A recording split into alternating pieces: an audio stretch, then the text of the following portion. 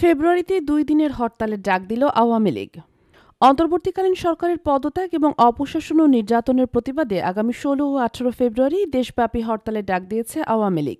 দলটির verified Facebook page থেকে মঙ্গলবার রাতে এই কর্মসূচি ঘোষণা দেওয়া হয়। ঘোষিত কর্মসূচি অনুযায়ী ১ থেকে ৫ ফেব্রুয়ারি পর্যন্ত আওয়ামী লীগের পক্ষ থেকে দাবির সমর্থনে প্রচারপত্র বিলি করা হবে। এরপর ৬ ফেব্রুয়ারি দেশব্যাপী প্রতিবাদ মিছিল ও সমাবেশ আয়োজনের সিদ্ধান্ত নেওয়া হয়েছে। ১০ ফেব্রুয়ারি দলটি আবারও বিক্ষোভ মিছিল ও সমাবেশ করবে। তবে সবচেয়ে কঠোর কর্মসূচি হিসাবে ১৬ ফেব্রুয়ারি অবরোধ এবং ১৮ ফেব্রুয়ারি সকাল সন্ধ্যা সর্বাত্মক হরতাল কর্মসূচি ঘোষণা করা হয়েছে।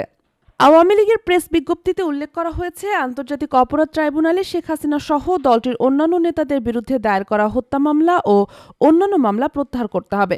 একই সঙ্গে তারা দাবি করেছে, প্রহসনমূলক বিচার অবিলম্বে বন্ধ করতে হবে। আলোচিত এই প্রেস বিজ্ঞপ্তিতে শেখ হাসিনাকে প্রধানমন্ত্রী হিসেবে উল্লেখ করা হয়েছে, যা রাজনৈতিক মহলে নতুন করে আলোচনা তৈরি করেছে। বর্তমান অন্তর্বর্তী সরকারের অধীনে আওয়ামী লীগ ক্ষমতায় নেই, তবে তার স্পষ্টভাবেই শেখ হাসিনাকে দেশের বৈধ প্রধানমন্ত্রী হিসেবে উল্লেখ করেছে। রাজনৈতিক বিশ্লেষকরা বলছেন, আওয়ামী লীগের এই কর্মসূচির মাধ্যমে দেশের রাজনৈতিক অঙ্গনে নতুন উত্তেজনা সৃষ্টি হতে পারে।